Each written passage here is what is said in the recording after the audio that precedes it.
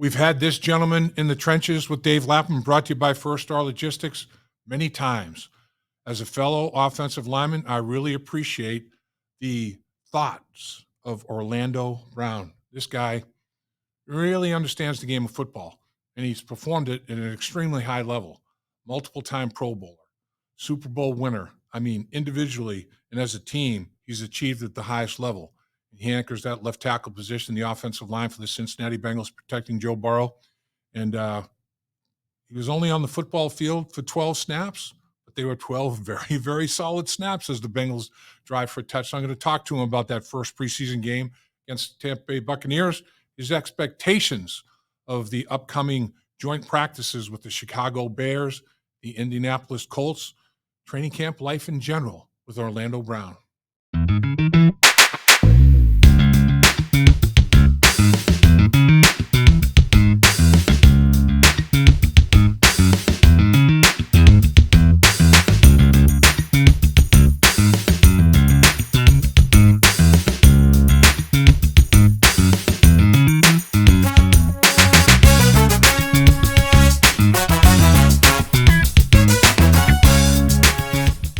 Great decision you made to join us today in the trenches with Dave Lapham, brought to you by First Star Logistics, coming to you from the studio provided in the new building provided by First Star Logistics, because we've got one of our favorites, and I know one of yours, because, man, you guys love to listen to and see what Orlando Brown's talking about, and he joins us again today.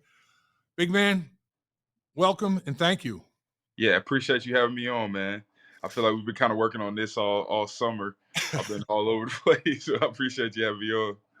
I'll tell you what, talking about all summer and in the off season, you're a great example of you've achieved at such a high level. You know, you've gone to Pro Bowls, you've won Super Bowls. I mean, it's like you've reached the pinnacle. You know, it's like individually and collectively as a team. Yet this off season, man, you you you worked hard. You worked as hard as anybody, and no matter what the situation, I love to see that pay off for guys, and it's paying off for you, isn't it? It is paying off really well, man. Just coming into training camp ready to go. Even out there, man, I think it was 14 plays we had the first 12, series, yeah, 12 plays for 12 plays. 73 yards. Yep. Yeah, no, man. I mean, I felt great. I wasn't even winded out there, which is always a good telltale sign you had a good off season. When you get out there for that first series in those live situations, a preseason game or a regular season game. I feel great, man. I really got to get a lot of credit to Joey Boze and his staff. Just kind of the plan that they had for me all off season, man. I didn't take much time off. I had a few vacations here and there, and I was in there with them getting it in. And so, man, my body feels great. I'm much stronger. I'm in much better shape than I've ever been. Uh, Man, I'm telling you, I'm as ready to go as ever. And I'm very hungry. And for me, man, I've always been kind of fueled by my own expectation and the standard that I set for myself. And uh, for me, that's what's always been most important. And so, man, I want to be one of the best left tackles to ever play this game. And that takes a lot of hard work because, obviously the what the people before me have done with, obviously Anthony Munoz or Walter Jones, Jonathan Ogden, all of these different men that have came in and put the time and work in to get where they were in their careers, man. And some of their resumes, I haven't even grazed it through 6 years. So, um, man, I'm just working my tail off to get to there at some point. Have you always been driven like that? I mean, you're when you reach a certain level of success, some guys like, okay, I've arrived, level off a little bit. You seem to still have that unbelievable hunger, that thirst. I mean, where does that come from? Has it always been there for you? Yeah, my dad didn't let me play the sport when I first started playing ball, and for me, I read so much and studied so much on the game. From uh, I mean, like the history of the game, the history of the sport, and all of the great things that it comes with people like yourself or someone like a Dan Fouts, his career path, or Kellen Winslow Sr., or Dan Deerdoff. I mean, like, I think of like all of those different, players and things that they kind of had to go through to get where they were. and I always kind of I had time, to study and learn and read on their stories and their journeys, like yourself and all of that, and um, that just it kind of opened the door. It really drove me, I think, to really want to attack the sport with that mindset, and that was my mindset in high school, to be the best high school left tackle ever, the best left tackle to come out of the University of Oklahoma, be the best left tackle in college football. And that's been my goal and my plan here once I got to this level to do that. And that's just, I think, comes with just, man, just my history of the game, being around it so long and really studying it. Well, I can tell you one thing, big fella. For you to put my name in there with some of the names that you reeled off there, I am more than flattered. I could say that, but I do appreciate it very much. Yeah, no, of course, man. Oh man, it's so when you did you focus on strength? Did you focus on endurance, cardio? Was it all of it? Your workout plan had to be pretty all encompassing because you are looking, like you said. I mean, your strength, your endurance. I mean, it's remarkable what you've done. Yeah, no, it was everything, honestly. I think most importantly, the weight room, I would say, was something I really wanted to take to the next level, man. I feel like I've gotten by so long throughout my career without taking the weight room to the next level. And this year I wanted to make sure I made that commitment. And that I think at the forefront of everything has allowed me to get in better shape when it came time to run. When it came time for football, to be able to go after it, get after it day after day, and not feel as sore as I normally would. The weight room played a really, really big part in that. So you mentioned the drive against the Tampa Bay Buccaneers to start the football game. Bengals get the opening kickoff, 12 plays, 73 yards. Now, Mother Nature and the football gods were kind. It was nice. It was in the 70s. It wasn't like 90s, but still, that's an endurance tester. It is. I mean, that's Yep. you expend a lot of energy on a 12 play drive, man. I don't care what weather conditions are like. Um, and and Joe Burrow threw the ball 7 times, completed 5 of them, and one to T. Higgins was within an eyelash of being completed. And nobody sniffed him. I mean, nobody was near him. You guys were extraordinary in your pass protection. And like you said, you weren't fatigued at the end of that. And then Mims, he's the only one that stayed in for the next drive. And the defense goes 1, 2, 3 and out. So there's not a whole lot of recovery time. He's back out there on the football field. What'd you think of the young buck? Yeah, I feel like he's playing really well, man, and I feel like he's been really good throughout training camp. Uh, as I spoke about, man, when we drafted him, just when you have a young man with that kind of mindset, man, coming into this league, the humble understanding of where he is as a player and everything that it's going to take, the sky's the limit. And he's kind of shown that already. He's going to continue to show that, man. I watched the film from yesterday, man. He played as well as anybody out there, yesterday, and which is always great to do. And even with the guy he was going up against, man, I think a second round pick, I think out of Alabama or something like that, brought young Broswell that he played before. Um, yeah, man, I was really impressed, man, and I didn't even realize it was 7 pass plays, I guess. But I mean, it felt so good to get out there and be able to do that, man. It was good to do it for Joe too. Obviously he hadn't played football in such a long time. At least that's Right. what it feels like. And it felt so good to be able to go out there, keep him clean, let him, set his feet, make the throws that he needed to make. We had a few good runs here and there. So yeah, man, it was just overall, it was a great feeling. I'm glad we did that. You guys controlled it from Jump Street, and they were twisting, doing some stunts. You guys did a nice job, sorting all that out and everything. And I thought for the from the coaches, it must have been like, is this a dream? I can't ask for anything better. 12 plays, touchdown. Get in the red zone, score. Yep. They get the ball, 3 and out. The offense gets the ball back. You can't start a game any better than that. It was a dream come true for everybody involved, right? It was, man. It was. I didn't know how long we were gonna play. They always kind of tell you a series, and you Right. just kind of see how it goes. But I'm glad we were able to march down there. We weren't going to take anything less than 7 on that first series, man. That was the mindset of everybody in that huddle, and we played like it too and attacked it. obviously, man, Joe making all the right decisions, and the way that Zach basically set up, man, that opening drive for us with the way that he called the plays and everything, it worked out perfect. So training camp has been very, very physical. It's been Right. everybody's been playing with a little bit of an edge, and I mean that positively. A good edge, um, very competitive, Hmm. and it's like, okay, now's the time. Let's go start playing other colored jerseys. So, and it Yeah. showed up. And you guys, boom, right down the field you go. Now you've got a little bit of like a day off today, and you get right back to it. Monday and Tuesday practice, travel on Wednesday to up to Chicago, and you have the joint practice on Thursday, and then a walkthrough on Friday, and then a football game. So it's going to be a pretty good work week. You've had prior experiences with joint practices. What's your take on it? Do you think that they're worthwhile?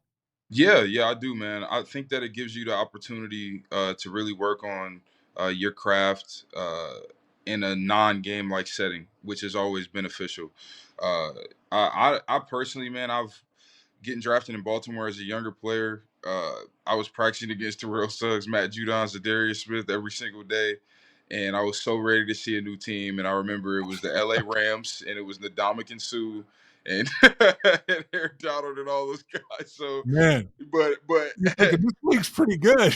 yeah, it is. And I say that to say though, it really helped me as a younger player get ready for this league. And I think that obviously this organization has a really good understanding that these joint practices obviously have their benefits and allow us to kind of gauge where we're at. And it's somewhat of a benchmark in terms of the type of talent and people that you face. Because every NFL team obviously has certain players and certain schemes that they run, and so it gives the organization an opportunity to see where we are, and it gives us as players an opportunity to, I guess, in my position, check where our confidence is and make sure that what we've been doing against our teammates that we know so well is working against these other players as well. So like for example, I'll be going against Montez Sweat and a few of their other defensive ends who are all really good players in this league.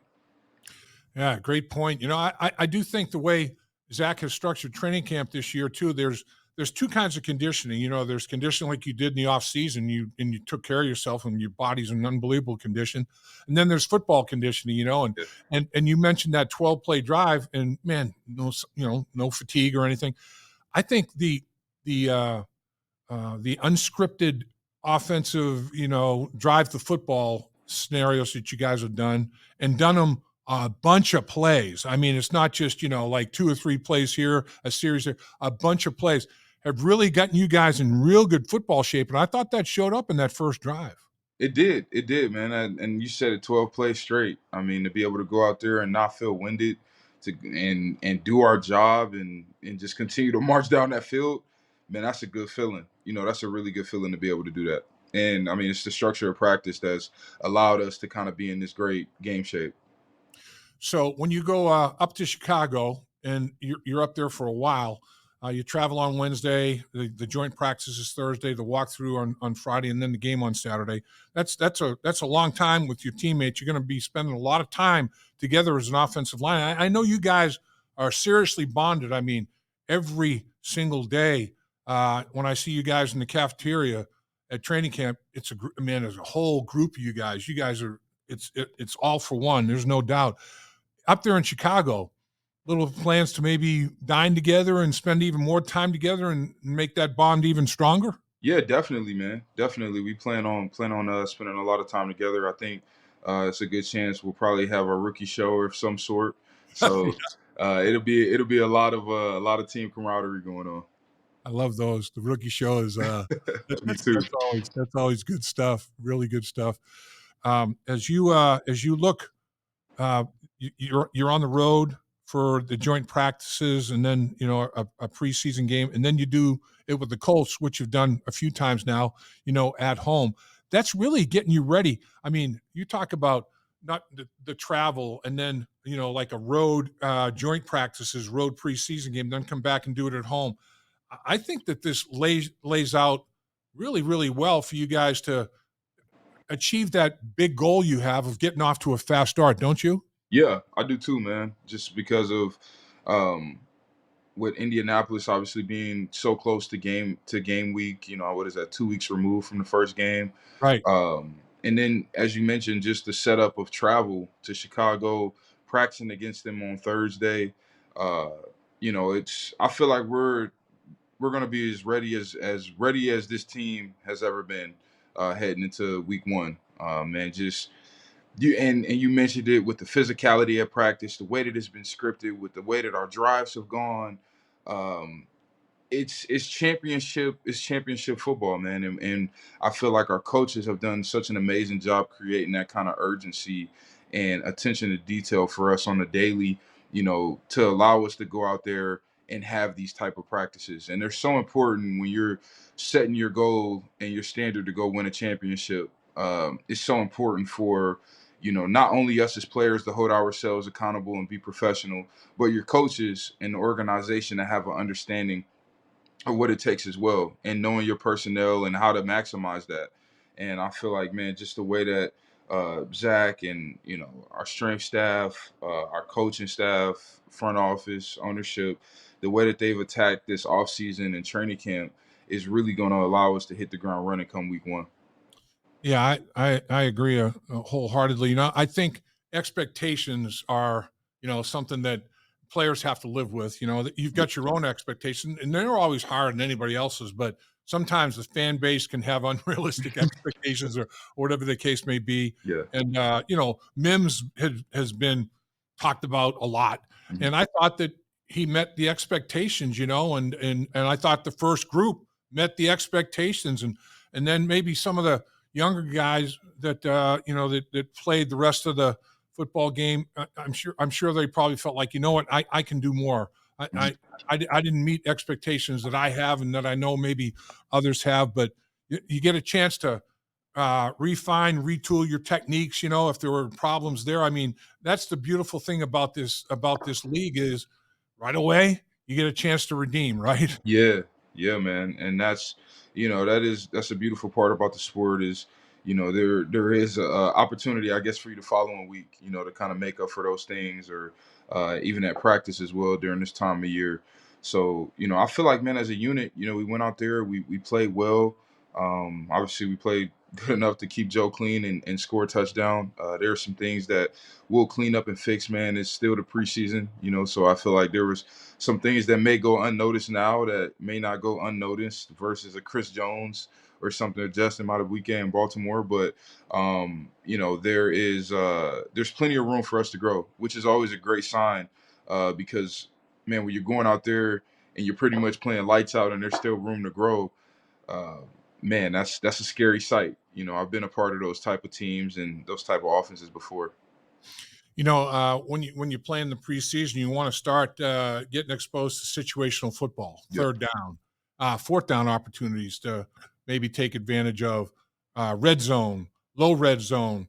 One time the offense is backed up at the 3 yard line because the defense had a 4 down stop, and you have to drive the ball, flip the field, and if you can't go on a 97-yard touchdown drive, at least to flip the field, and did that successfully. The punt goes in the end zone, they get the touchback, but now they're going to start from the 20, and that's flipping the field pretty good from your own 3 yard line. So there are a lot of things that took place from a situational standpoint during the course of this game that players and coaches can learn from, right? Oh, definitely, man, and that's the beauty of the preseason too. Is it gives kind of everyone an opportunity to, I guess, test out their new philosophies and thought processes on things. And it's always funny because the preseason is such a it's as a coach, it's so much more intense for the coaches than some of the players like myself that go in for a series and it's intense for those 12 plays and then I'm Right. out. It's intense for Zach and the staff, the whole staff, for 4 quarters, man, 60 minutes. And so they're looking for any analytical things that they've talked about throughout the offseason, or any new rule changes to test and see and challenge. It's always so interesting to kind of see that side of things from their perspective, to really work on on the situational football stuff to make sure that when we do get with live bullets week one, it's like, hey, we know. I remember a few years ago it was the challenge flag for the pass interference calls. It was like they were throwing those things left and right in the Right. preseason. Right. that's the thing. I mean, there are going to be probably more flags than thrown than not. But I'll tell you, man, I thought that a flag that wasn't thrown. Let me make sure I get this young buck's name right here, Butler, that you just picked up. Oh yeah. Hey, bear hug Butler in the end Oh zone, bro. yeah, no man. I mean, what the heck? I You know. call you called interference on fourth down Yeah. on the Bengals and give them a first and goal situation at 3-yard line. And you let Butler get bear hugged in the end zone. Hey, it's preseason for the officials as well, right? You just got to let that roll off your back, right? I know, man. That was rough though. That was a rough It one, man. was. I'm like, what? They could have called that one. That was assault, man. Yeah. On the street, you're going to go to jail, man. Yeah. For sure. He had one arm trying to catch the ball with one arm. I don't know what that Yeah, was about. yeah. I'll tell you, man. But so the younger offensive lineman, I know that you're highly regarded, highly respected by a lot of these guys, and I know Mims thinks the world. Are Mims and the other young linemen are they asking you good questions? I mean, you're obviously a huge resource for them as they try to adjust from the college game to the National Football League, or coming from another team to the Cincinnati Bengals, and how Cincinnati does things. I know you're a big resource for them. Yeah. Do you enjoy that? Oh man, I love it. Because for myself as a younger player, I had other players and veterans to lean on. Man, with Marshall Yonda, being my OG, I call him my OG. Yeah, yeah, I had James Hurst, who recently retired this year, who was another great pro man who uh, was an undrafted rookie and had a heck of a story and was able to develop into a special player and had a really long career. Ronnie Stanley. So I had three veterans, man, with three different perspectives from three different situations that played during three different eras. You could say all, I guess, the same era, but three different timelines or whatever, however you want to put it. And so right. I was able to learn a lot from them, man, and they were very beneficial for me as a younger player. And so, man, I try to be that for a lot of these young guys that come in, with any questions that they have, anything they want to know, and they ask the right questions, man. We got a really good, really special group of younger players in our room, man, with Amarius, Matt Lee, Eric Miller. We got some good rookies in there, and some guys that really want to be great, that really love the sport.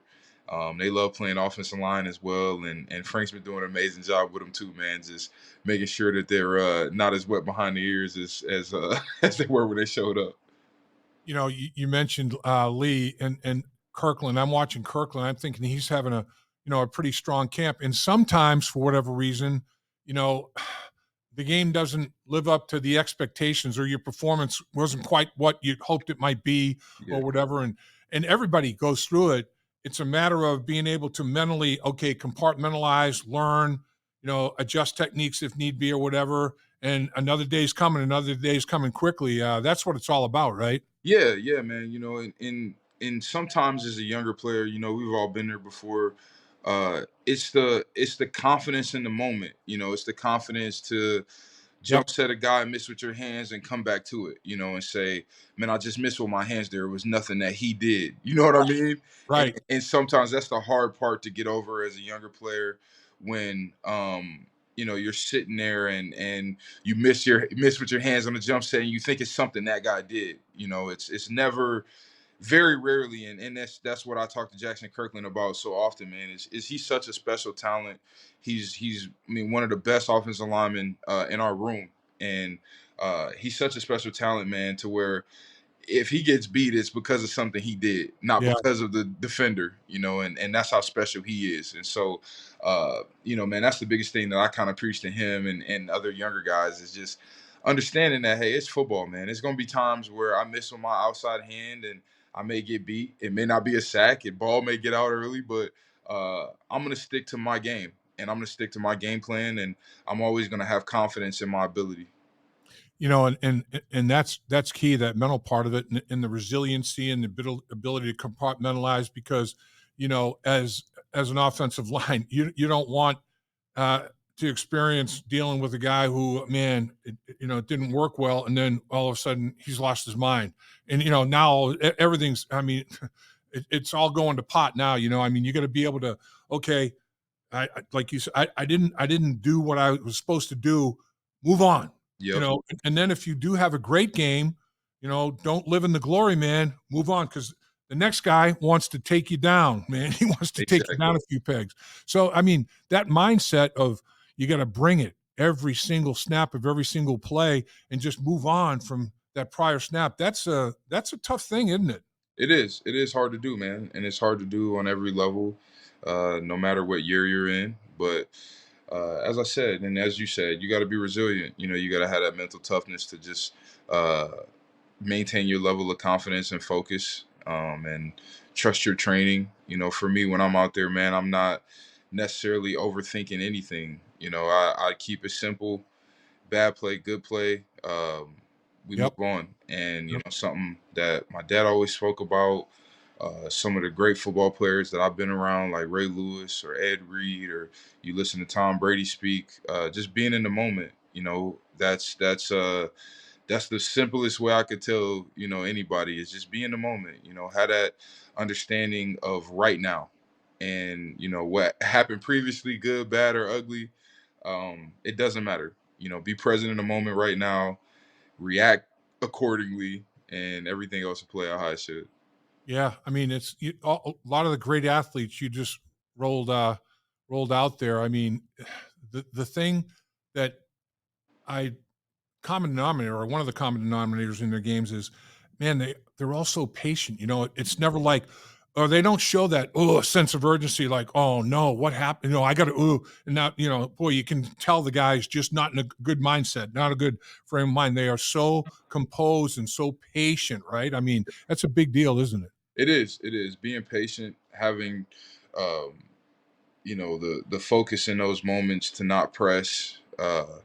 It's so important, man. I remember I was playing Trey Hendrickson in the AFC Championship in 2021 in Kansas City, and I jump set him, and he beat me. Ball got out. Wasn't a hit or anything, but I jump set him, and I missed with my hands. He like kind of just beat me inside right away, and uh, I mean he would have demolished Pat if Pat held onto the ball a second later. But uh, it's that focus and understanding of being in the moment. And you got him talking trash saying you can't jump set me. It's that focus and understanding that no matter what, man, I'm gonna stay true to myself, and I'm gonna do me. And so, I remember later that game, I jump set him, and got my hands on him. So, it's all part of the game, man. It's all part of the process. Yeah, I mean, I look at I, like young Mims Yeah. and yourself. There's a lot of commonality with your guys' personalities and the way you approach things. I mean, it's that, and I think that's a good thing for him because it's proven with you that it works. I Yeah. mean, and do you see that? Do you see like a young Orlando Brown a little bit with the makeup of Mims? I do, man. I see a lot of myself in him, Yeah, just with his everyday approach, the energy that he brings to work every day, out there in the practice field and in the meetings. yeah, I see it all. I see a lot. I see a lot of myself in him, man. And at the end of the day, he is his own man. I had the opportunity to meet his parents when he was here, right after he got drafted, and he's a spitting image of them. Just in terms of how they are. They're very humble people, and they've got a really good understanding of life and how all of this stuff works. And so it's one of the reasons he's able to make the decisions and uh, have that poise as a pro, especially playing tackle in this league, man. It's not easy, and I do see a lot of myself though in him, man. And I mean that's why, I think ultimately, man, he's going to end up having an amazing career in this league. that's uh, that's great to hear coming from somebody like you who knows what he sees and knows what he's talking about. That's for sure. Yeah. The way you took care of yourself in the off season, Mhm. and the way Zach has structured this preseason, and the shape you're in, every way that you can be, strength, cardiovascular, endurance, all of that.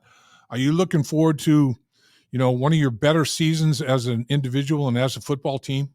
I am, man. I am. I'm really looking forward to this year. Uh, I feel like yesterday was just a taste of, what people are going to get, man. And as I said, it's still so much room to grow, which is always a great sign. And um, when you've got an offense, man, that's able to come out there first 12 plays with Joe Burrow being hurt since I think November of last year, and being able to keep him clean. We had some good runs. We had some good blocks here and there, but nothing was necessarily the prettiest we've ever seen it. It's still a lot of room to grow. Man, I'm really looking forward to it. I'm really looking forward to being able to get out there week one, man, in front of the city, and put it all together, and then just continue to grow throughout the season, and end up in New Orleans in February. Yeah, I mean, as a former lineman, the thing that I felt a little bit as I was watching that first drive, I'm like, man, my boys are in total control. They have total control of everything that's going on here right now. Yep. Oh yeah, it felt that way too. Yeah. Yeah, I mean, it showed up, man. That was awesome. Yeah. Well, big fella, again, you're the best. You're fun to talk football with. I could do it all day long, and I don't want to tie up your off day. And certainly do appreciate you taking time to visit with us on your off day. You're a class act, a pro's pro. Yeah. Hey, Lap, I appreciate you, man. Thank you for always having me on. As I enjoy coming on here and talking with you. You're the best. Look forward to it. I'll see you on the plane to Chicago. Yes, you will. Dave Lapham here, and every day I am grateful for my experience to have played professional football. As a player, I realized self-motivation, leadership, and appreciating your teammates are key. At First Star Logistics, you can use those same attributes to create the life you want for you and your family. Build your future by working hard like I did. You'll see results both on and off the field. Call First Star Logistics today and be part of our winning team. Opportunity knocking.